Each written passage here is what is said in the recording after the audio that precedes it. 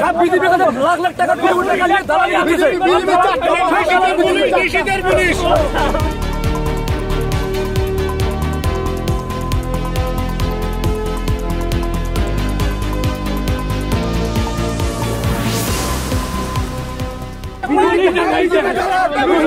BJP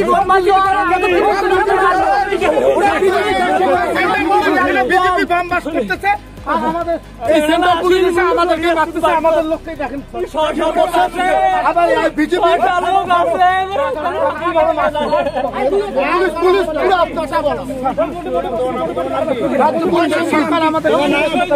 Anibesh প্রধানের বুধের সবারই বাঁচা থাকছে পুলিশ।